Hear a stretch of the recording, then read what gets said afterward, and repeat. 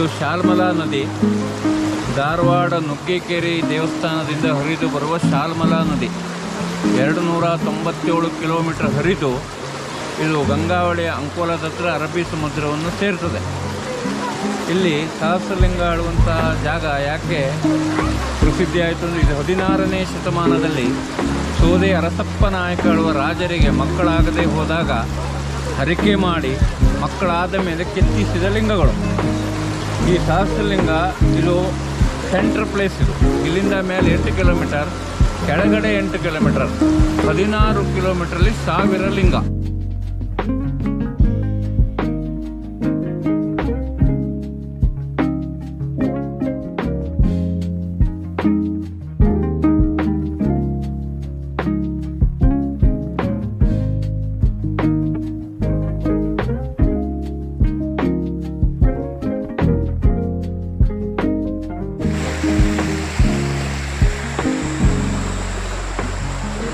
ಶಿವಲಿಂಗ, ಅಲ್ಲಿ ಶಿವಲಿಂಗ, ಇಲ್ಲಿ ನೋಡಿದ್ರು ಶಿವಲಿಂಗನೇ ಕಾಣಿಸುತ್ತೆ.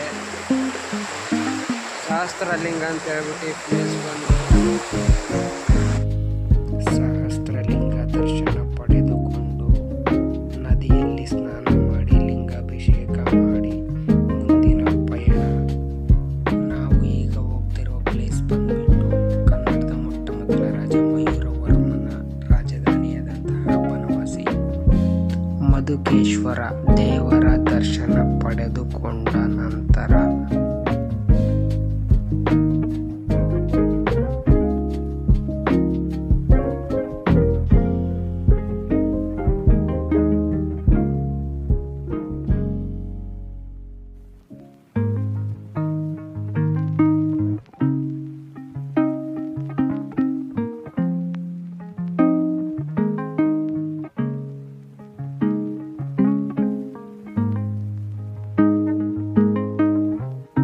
ಬ್ಯಾಕ್ಗ್ರೌಂಡಲ್ಲಿ ಅಂದರೆ ಕ್ಯಾಮ್ರಾ ವಿಡಿಯೋ ಮಾಡಬೇಕಾದ್ರೆ ವಾಯ್ಸ್ ಬಂದಿಲ್ಲ ಅಂತ ಅನ್ಕೊತೀರ. ಯಾಕಂದರೆ ನಾನು ಹೋಗಿದ್ದು ಸ್ಕೂಲ್ ಟ್ರಿಪ್ಪು, ಅಡುಗೆ ಭಟ್ರ ಜೊತೆಗೆ ಹೋಗಿದ್ದೆ. ಅಡುಗೆ ಮಾಡಬೇಕು ನಾವು ಹುಡುಗರು, ಅವ್ರ ಹುಡುಗರು ಪ್ಲೇಸ್ ನೋಡಬೇಕು ಹೋಗಿರ್ತಾರೆ. ಅವ್ರು ಬಂದಮೇಲೆ ನಾನು ಹೋಗ್ಬೇಕು. ಹಂಗಾಗಿ ಪೂರ್ತಿ ವಾಯ್ಸ್ ಓವರ್ ಕೊಟ್ಟಂತ ವಿಡಿಯೋ ಮಾಡೋಕ್ಕಾಗಲ್ಲ. ನೀವು ಅಂದ್ಕೊಂಡಿರ್ಬೋದು ಇವನು ಯಾಕೆ ಸೆಲ್ಫಿ ವಿಡಿಯೋ ಮಾಡಿ ಹೇಳಲ್ಲ ಅಂತ. ನನ್ನ ಇಂಟೆಂಟ್ ಅದಲ್ಲ, ಪ್ಲೇಸ್ ಬಗ್ಗೆ ಹೇಳಬೇಕು.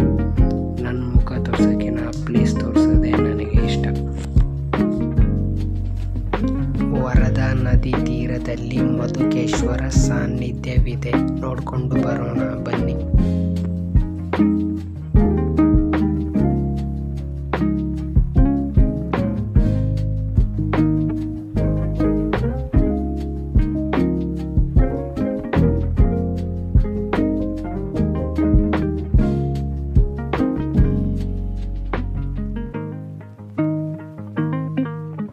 ಬನವಾಸಿ ನೋಡ್ಕೊಂಡು ನಾವು ಬಂದಿದ್ದೆ ಮುರುಡೇಶ್ವರ ಟೆಂಪಲ್.